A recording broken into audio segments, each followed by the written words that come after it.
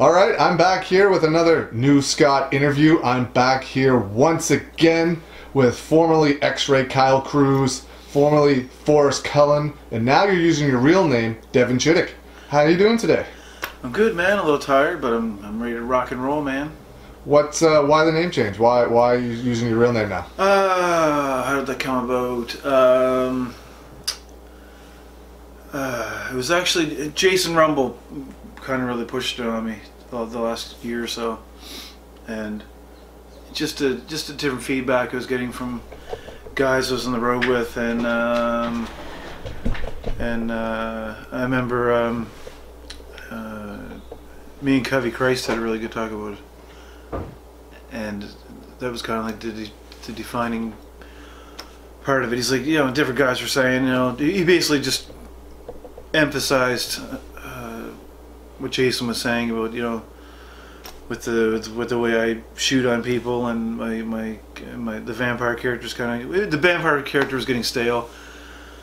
I wasn't enjoying it as much as I used to, and Jason was like, dude, he's like, just go by Devin Chittick and call yourself Straight Shooter, and just come out and just be you, and just go with it. And I enjoyed doing it. I've enjoyed doing it ever since I started doing it a few months ago. So that's pretty much it, I guess. Yeah, I remember talking to you about it about a year ago. I think it was the day of or the day before, or whatever, the last UCW show you did when we filmed an interview, but off camera we talked about like different characters and whatnot, and I thought it was always be a good idea. You get so much heat anyway, yeah, so exactly. Why not be yourself and play into it, right? Exactly. And that's what I've been doing. It's been working for me, and I'll probably won't. I can't see why I would ever change back to anything else now. I'm probably going to be doing this for another 4, 5, 6 years, so if that, my body can hold up. But yeah, I'll probably just stick with this gimmick for now. Now, the last time we did this, last January, you announced that you were going to be touring the Maritimes again, but this time with VCW Can-Am. Yeah. Your first tour in the Maritimes, anyway, with that company was last April. How did you feel that tour went? You had Cowboy Mike Hughes on it. You had Zach Doyle making his debut in Kentville in his hometown. Oh yeah, we had Grimes back. Yeah. Oh, Giant Pharaoh. It was excellent. Ever since Jason and I partnered up and took over VCW Can-Am, it was all the shows went great. Most of the shows were anywhere from 200 to 400 people. The Kentville show was great. The Digby shows were great. The bar show was sold out. Yeah, it was really. It's all the shows have been successful so far. The Sabu tour, except for one date, was really good because the Tatamoga show was the last night, and we were competing with a festival that I didn't know anything about, and wasn't told about, even though I asked about it. But it was what it was. The Sabu shows were really the other Sabu shows were really successful. So that's something I wanted to talk to you about. The Sabu shows kind of got a little bit of heat on the internet between some of the fans because of how the steel cage was, and someone said, and I don't even know if this is true, this is just what I read, but someone said you had a fan bring the weapons match but didn't use any of the weapons. Well, fuck, it was only a couple of guys in Cape Breton who were complaining about it. They brought, I think one was the back of a skateboard or something that was covered with salt strips or something, which is dangerous. And one of them was shit. Can you remember what the other ones were? The strips, the plates, the kind of plates. Was it Gusset plates or something? Yeah. Yeah, and like I told them, I wrote back to that online, and I responded, and I said, yes, it's supposed to be fans bring the weapons, but I can't force the talent to use certain items. And the reason we didn't use the light bulb, they had a big thing of light bulbs done up with 6 or 7 light tubes, and that was going to be used, but the arena wouldn't allow it because the building at Cape Breton we were using had dirt ground flooring, and they have horses in there all the time and stuff, and they didn't want the glass to get in the that makes sense. in the hooves of the horses or whatever. So Yeah, I can't force these guys. You know, Sabu's getting up there in age, and he's in pain and stuff. They use a lot of the weapons at all the other shows, but I mean, the thing with the salt and stuff, that when that gets in your cuts and stuff, like, that's not safe and stuff. So yeah, Sabu and Tim looked all the items over, and they used what they wanted to, and left the rest at it's not a big issue. The cage, we had a cage, an actual real steel cage ready to go, but I don't even know what the issue was with that. Well, the bar show, we couldn't fit the cage that we initially had in. We thought we could get the cage in the bar, but we couldn't. So of course, we rented something from Eastern Fence, and it worked. People are going to complain about everything, or not everything, but you're never going to do a tour or a show where someone's not going to complain about something, And it's usually just the smart marks that are going on about it, but it is what it is. These guys were in the crowd. They loved it. They all seemed like they had a really good time. And if they're pissed off that Sabu didn't use some of the weapons, it's a minuscule point, I think, at the end of the day. How were they here? Great. Yeah. Sabu was super nice. He was well taken care of. He stayed here at the house and enjoyed being on the lake and stuff. And yeah, they were super nice. Very professional to get along with. Attitude-wise, they're great. Even though the drive from here, of course, to Cape Breton is quite lengthy, but they had no complaints, and they had a really good time. You've been working more in the States now the last couple of years than you ever have. How'd that come about, and how's that going? Just networking, like everybody else does. Jason Rumble and Bo Douglas got me hooked up with those promotions in Boston and throughout Maine. And so I've been going. My first time in Boston was it was March or April of last year, and that was really fun.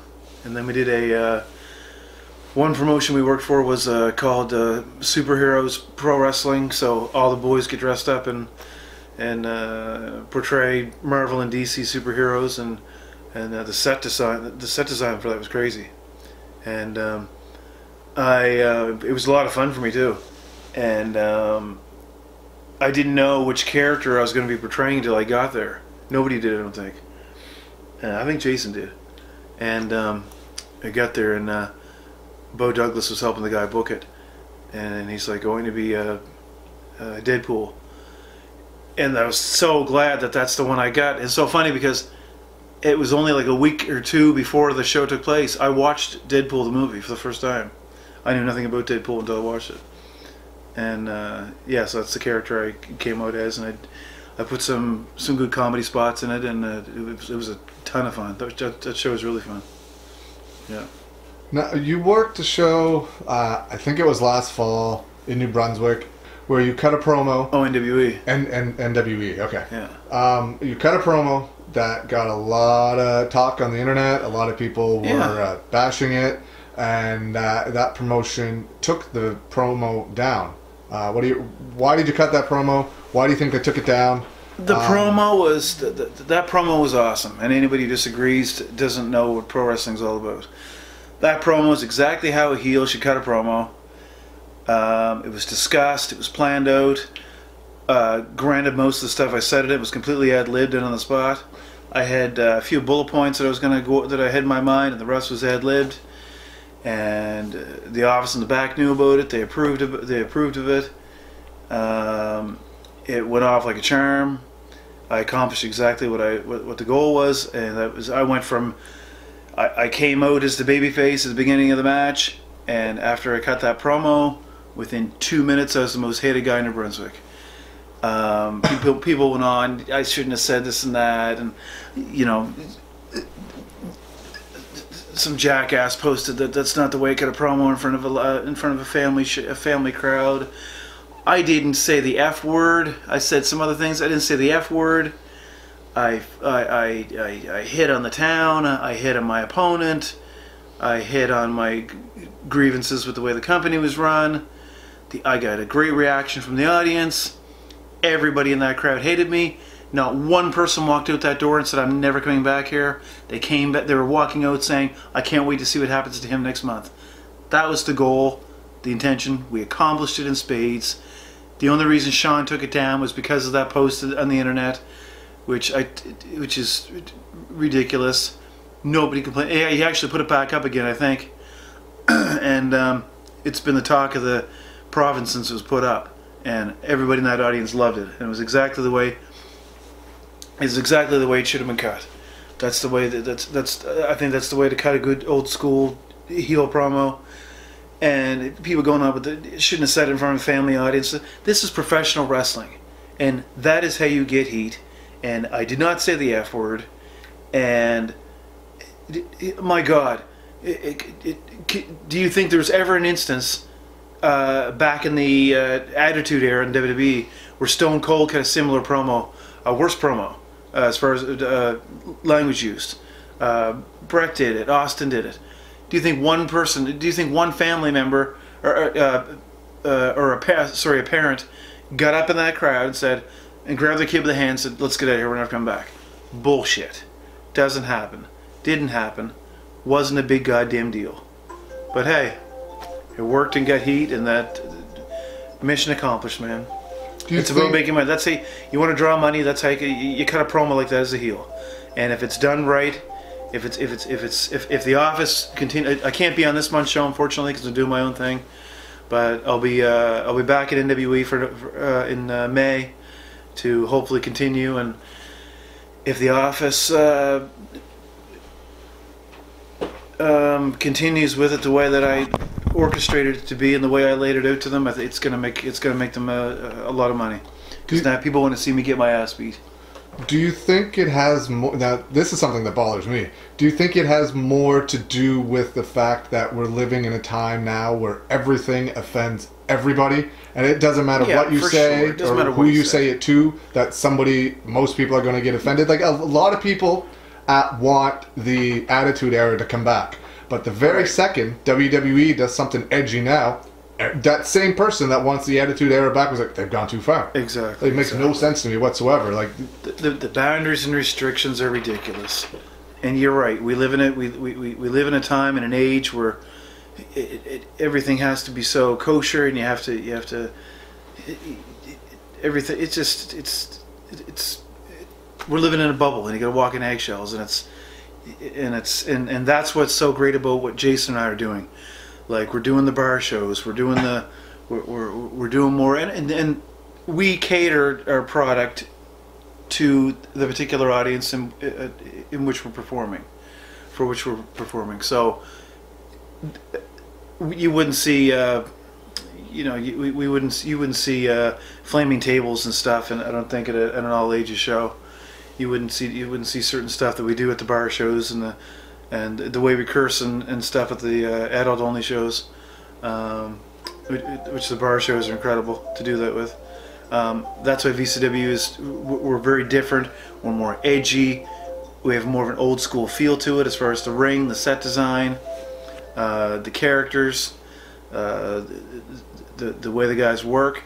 We have a mix of guys who do everything from technical mat wrestling. And then you've got your guys who do hardcore stuff. Then you get your guys who, and we do have our cruiserweight match, and they do all the flippy, cool, ping pong shit. And so yeah, and I take a lot of pride in that. Our promotion is completely different than anybody else's, and I love the way we're taking it, the direction we're taking. People love the fact that we don't give a shit, that we're not afraid to take risks, that we're not afraid to push the envelope, within reason, of course, and. In the last 2 years since we started VCW Can-Am up, I can honestly say I haven't received one email in my Facebook page inbox that complained and said they won't be back. So obviously we're doing something right. And yeah, we got a lot of big plans for some more edgy, for some more edgy storylines and events actually that are going to be coming out this year. We're super excited about it, and yeah. What happened to the Teddy Hart Wrestling School that you announced last fall? Well, Teddy got a little bit of trouble, and he had to go deal with it. He was avoiding. It's no secret. I think that if you follow the internet stories, he got in some trouble a couple of years ago, and was supposed to appear in court and didn't. And it was kind of like hanging over his head for a little bit, and he finally just, he manned up about the whole thing, and he went and faced the music, and he served his time, and he got out. And now he's back, and he's harder than ever. And I'm taking his bookings for him. And Jesus, he's got like, I think, For everywhere. for most everywhere. Yeah, I mean nice. he does take everywhere. But what I meant to say is he takes bookings himself too. Yeah. But I do for him as well. And Nice. between the two of us, I think Jesus, we've got him like, I think 45, 46 bookings now, right until August. Nice. So he's extremely hot again. So that's what happened. So yeah, just when we were going to open that, we had a lengthy discussion.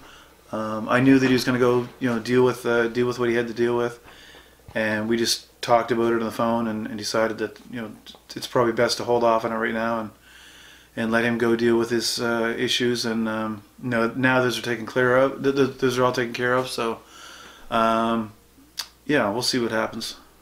Before we get to the upcoming tour with him, Yeah. you've been using a few of the American Patriots, Troy Merrick's Yep. students Yep. down in the States and around here. Jeff and Backwoods and Casey. Yeah, and Tyrion Taryn, yeah. as well. What are your thoughts on those guys and thoughts on how they wrestle being trained by Troy? They're really nice guys, all of them. Casey's got a really good attitude. Works very hard. He did a lot to change his life around, personally and professionally, and his body. His attitude is superb. The Russian Bear, Vladimir, he's a Terran, as you mentioned. Another super cool guy. He's helped me out. He's helped me out in so many ways, and has actually been a really integral part of the company, especially the last year or so. Super nice guy. Jeff's a nice guy. The Backwoods is super cool. Me and him hit it off pretty good in Maine when I met him for the first time. I got him and Jeff booked in Maine there a month ago. The wrestling is good. I mean, they're brand new. They're green, obviously. They all four of them have a long way to come, a long way to go, and I think if they just keep working for whoever, as many promoters as they can, they're only going to improve. And I can see promise in a lot of them. Jeff's selling is really good, which I, from what I've seen in Maine in his match, I really like Backwoods' look and his character. Yeah, his is really interesting. Yeah, it is. I like it, and he's got that facial look too. Yeah. And Casey, and the four of them really understand, I think, the importance of what a gimmick is about. Yeah, Casey really has gone like all out with the face paint. Yeah, the and that's really him. all Like stuff. he's into that paganism, and he's really into that stuff, from what I understand. And I like his character and the face paint and the whole Scotian Warrior thing, and the Russian Bear thing is great. I mean, and Taryn pulls it off tremendously, and of course now he's overseas, and I think he comes back in June or whatever. But yeah, it's great that there's another wrestling school around here that's shelling out students, and I can give them. I mean, I'm very pleased to give them the opportunity to come get some experience and go home with a payday. Did they approach you? Like, I know years ago there would have been a problem with like someone else's stupidity. Yeah, like approaching you to come get work or whatever for Yeah. whatever stupid reason was out there. Like, how did that come about? Taryn reached out to me first. I think Jeffrey. I can't remember if Jeffrey. Yeah, I think Jeffrey reached out to me. I remember telling Jeff to Yeah. contact you. I was like, you need to get some work. Like, I've known Jeff. Yeah. Like, Jeff has been going to shows since, I don't even know how old, since he was like probably 10, 11, 12 years old. I've seen him sitting in the audience. You go back and look at all my footage, and he's in the crowd at every show that he could attend, right? And I remember him coming, he was like, should I contact Devin? I'm like, you should absolutely contact Devin. Yeah, for sure. He runs more shows than almost anybody. I do. You got to get work. Our tours are big, and I tell these guys, like, the only way you're going to learn to work is if you get on these 4, 5, 6 day tours where it's consecutive nights, and if your goal, which it should be, I guess, is to go to WWE, and I had this conversation with some young guys on our way up to Maine, and I'm like, trainers and other experienced wrestlers should never dissuade these young guys from getting work with other promotions. It's selfish to be like that. Why wouldn't you want your students to go out there and get as much work as they can, so they can get that experience and take that experience back to, your favorite company that you're supporting the most? Why wouldn't you want that? And I told them, like, get as much work as you can for as many promoters as you can. And and I think the only person that I reached out to myself on my end was Backwoods, and Jeff told me about him, I think, and so I looked him up and I got a hold of him. I'm glad I did. Super nice guy, very very respectful, very very well mannered, and they've been really good guys so far. So yeah.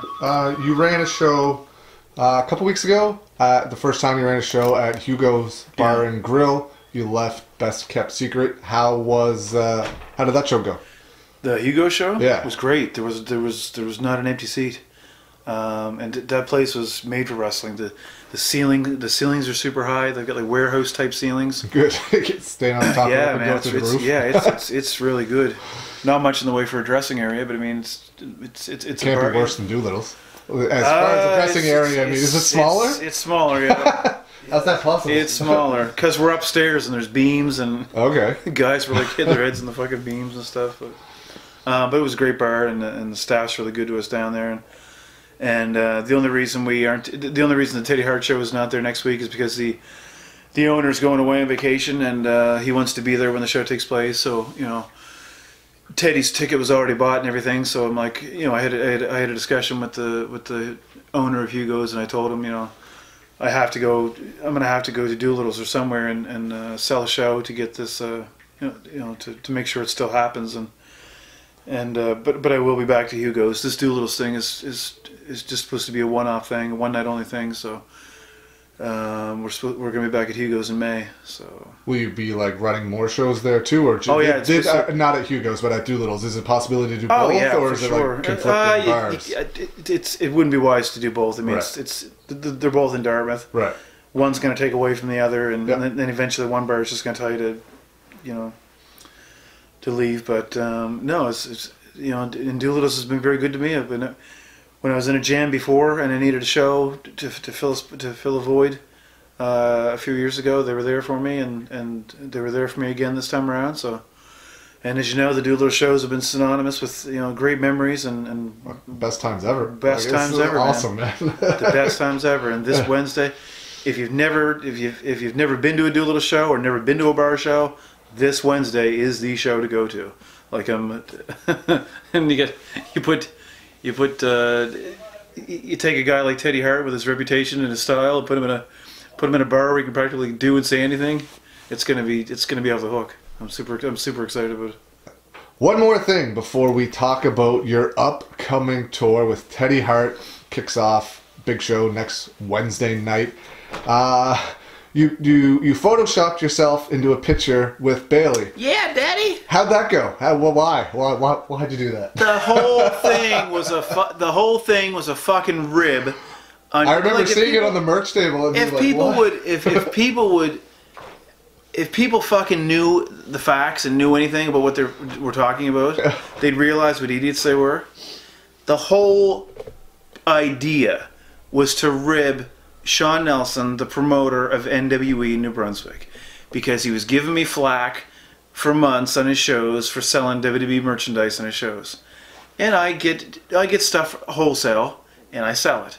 I think everybody sees it. I used to do it too. Everybody at the flea market. And if you want to make money, you'll do it. Yeah. Good guys do it. Yeah. 99.9% of independent promotions do it. Yeah. So I said to myself, and we had a bit of an argument about it, about me selling WWE stuff there, and I said on the way home, I said, I'll fix him next time I come out, and that's when I came up with the idea.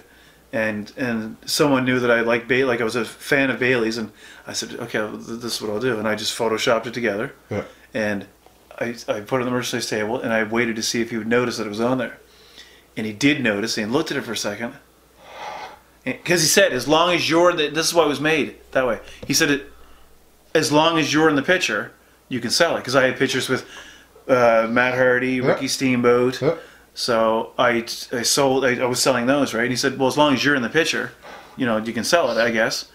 I said, okay, good. So I thought I'd add another one, and then I added myself. I did the Bayley one. Yeah. He looked at it for a second. I thought he was gonna. Think it was real, and then he's like, your arm's missing. He's like, Daddy, or your hand. No, my arm's behind her, and I got my hand photoshopped. That's what it is. I chopped my hand off and put it in her shoulder. So the whole thing was a rib. You fucking idiots who went on about that and put me over for a week. Like, these guys on the internet, like, they have nothing better to do than put me over stupid stuff. Keep doing it, man. I love it. It's great. You just give me more publicity. Put me over, Daddy. I'll go with the pay window, Daddy. 1 week from today, Wednesday, April 18th, at Doolittle's Sports Bar and Grill, Teddy Hart is coming in for VCW He's coming, baby. He's coming. His first time in the Maritimes? Ever. First time ever in the Maritimes. What's going to happen? Buddy, I don't know. Most of the stuff you hear about Teddy is true. He's reckless. He's off the hook. Very impulsive when he's out there. He just goes with the flow, and I don't. We were talking about this on and off camera, where I said I don't know what's going to happen. Where it's Teddy's wild enough as it is. You put him in front of a beer drinking adult only audience where there's no rules and you can do and say whatever you want. Man, it's going to be incredible. Like, he's an incredible performer and a very extremely gifted athlete, one of the best on the planet. So, but to put him in that atmosphere at the bar is going to be, man, it's going to be awesome. It's probably going to be it's probably going to be the wildest wrestling show inside of a nightclub in the Maritimes or probably anywhere. And he's finally coming. It's his big debut for us, and he's going to be a regular member of our roster. And VCW is the only place you're going to be able to see him in the Maritimes. Just to let you know. And we've got big things lined up this year, and with Teddy on board next week, it's going to be huge. And then we're announcing a major tour for next month. That's going to be awesome. And we're super excited about next Wednesday night at Dave Doolittle's. It's going to be awesome with Teddy Hart. The electricity, you'd be able to cut it with a knife, Daddy. Cut it with a knife. Do you have more shows this month too? No, I was supposed to have a couple more, but they fell through. Things didn't line up, and there's some miscommunication between me and another building. And by the time we worked the bugs out, it was too late to advertise the second show, and Jason and I just discussed it the other day and figured that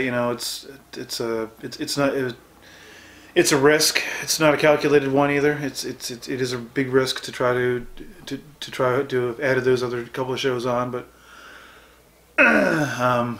So this is just a one-off show, a spot show, and then next month we have a really big, nice tour put together, which we'll announce next week. Are you announcing it at the Doolittle show? Yeah, I probably will. Yeah.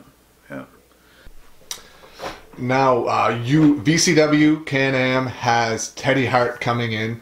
A lot of other promotions are using a lot of other names as well. The Maritime Wrestling scene in general is exploding more over the past couple of years than it did for many years before that. It's been hotter than it's ever been for pretty much everybody. What are your thoughts, and what do you think has attributed to the whole scene in general just becoming bigger? The fans are packing the shows more than they have in a long time. Like, people are traveling from everywhere to come see shows. Yeah, that's true. What do you think has attributed to that? Well, apparently we're going through another boom, a good positive boom period for wrestling, and all of us legitimate promoters are all doing very good houses. You know, the crowds are great. The quality of the shows, the quality of the performers, all attributes to that. Guys are running in good markets and good towns, appropriate ones, places that have wrestling fans and where they're willing to spend money. As a whole, I guess it's good for the wrestling business.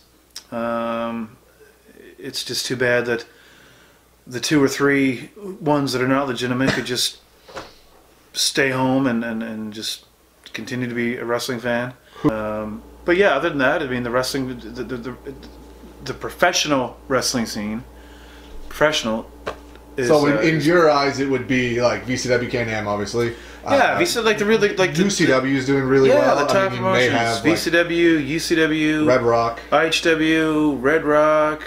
I think that's the four. ECPW starting back up again. ECPW, yeah, and I like the things that Sheldon's doing. Sheldon's one of the few guys who's bringing in different talent. Have you ever talked to him about going up there? Yeah, his shows are incredible. Like, he does such a good job. Yeah, we actually talked online, I think, a year ago. Yeah, he was going to book me, I think, but the roster was booked. The roster was full or something. I can't remember. But no, I get along with Sheldon. I've talked to him several times online, and we've always got along. And yeah, he's doing some good things down there. Using some good. His rosters are really cool. Yeah, so I mean, and that's another thing. So why, to go back to my point earlier, you guys who are telling these students to, not work for me and Jason, and work for that guy. As long as they're not working for like a Doug Rober or Chris Steves or something, you should encourage them to work for everybody they can. There's 4 or 5 legit good companies like us around here in the Maritimes right now. Let them get their feet wet, get experience. So it makes the cards that you're on with them better. So as long as everybody's making money, do your own thing. Do your own, have your own style. I feel ours is very different than anybody else's, and like I said, I'm proud of that. We're edgier, we're grittier, we're more, we're just taking that different type of direction to kind of stand out and set ourselves apart from everybody else. You look at, and the other thing I would say that, you take the UCW, the Red Rock, the IHW posters. And you put mine, you put them all beside each other. My poster is the only one that looks different because my roster's different, and that's not a knock on the companies. It's just saying that I don't understand why these other promotions aren't bringing in different guys. UCW's kind of started that now. Yeah, UCW started doing it, but they bring in Tyson Dukes. They bring in like Marco Strada more. Yeah, a few other guys from the Quebec scene. Yeah, I just think that if everyone wants to stand out and separate themselves, because the posters are all the same guys with just different call letters at the top, all 4 of us or 5 of us should be bringing in different guys on a regular basis to set us, to set us apart, and I think that will even increase things greater. So yeah, I mean, as long as we're all having a good time and we're all making money and working hard and being safe, what's wrong with it? It's a good thing. So yeah. Well, do you have anything else you'd like to talk about before we close this up? I don't think so. Just I'd just like to say thank you to all the fans that have supported us, and for all the ones that have. After we did the Hugos show there 2 weeks ago, the people that came up to us afterwards and were like, "I really like this. It's different from other shows. You guys just don't give a shit. Like you're You have no problem. It's like you don't second guess yourself, pushing the envelope. We love that it's different and gritty, and it's more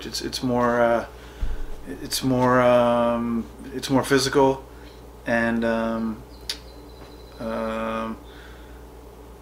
go. If you're gonna do this whole support Maritime Wrestling thing, then support everybody. Support all of us.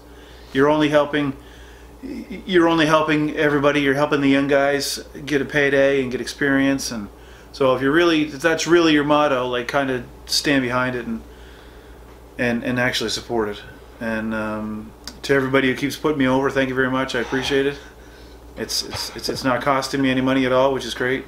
So and like I said, if you've never been to a bar show before and you've never seen Teddy Hart live, this is the show that's going to start to really put us on a steamroll of a real roller coaster of a ride for the next several years. So, we've improved a lot of stuff for the past few. We're going to be coming up with a new set of rules, like in-ring rules. Like there'll be 10 counts will be there'll be 20 counts now. There'll be we have a Jason. Ring of Honor did something like that years ago with I can't really remember what it was, they had so many rope breaks or something. Yeah, there's going to be different stuff like that. Yeah. So Jason's actually working on that right now, and he's going to be releasing that sometime soon. Is that for all the matches? Or that's for all the matches. We're going to have different rules for the matches. That'll be different from everybody else, and that's pretty much it, man. Come out and support us, and this Wednesday night is going to be the real big show that's gonna really put us up there. And I was going to say, so we've done some renovating to the ring recently. We've got brand new, beautiful ring skirts with our logo. We got a really old school set design being made right now. That's going to be ready for May, and that's pretty much it, man. And Teddy Hart seminar. Oh, the Teddy Hart seminar, yeah. So anybody, whether you're a student in training, whether you're not becoming a rookie, or whether you're an active pro yourself, if you want to make it to that next level and find out what WWE agents are looking for, the style in which they work, and you want to learn from one of the best wrestlers, probably the best free agent alive today, Teddy Hart will be doing a seminar next Wednesday morning, the day of the Doolittle show. It'll be right at Doolittle's, right inside Dave Doolittle's. It's a 4-hour seminar. It starts at 11 o'clock in the morning. Pre-registration is required. It's only $50, which is a steal for learning, from learning from one of the great ones. And you can pre-register by going to VCW Can-Am on Facebook and just sending us a message, and we will sign you up. Where can you just said the Facebook page, but where else can people follow you and VCW Can-Am to find out about future shows, dates, seminars, everything? They can go to Twitter, which is at VCW Can-Am, and the same address at VCW Can-Am on Instagram. They can follow me on my personal Instagram, which is Devin_Chittick, and of course they can check out the Maritime Wrestling Sporting Events page ran by Mr. New Scott, Daddy.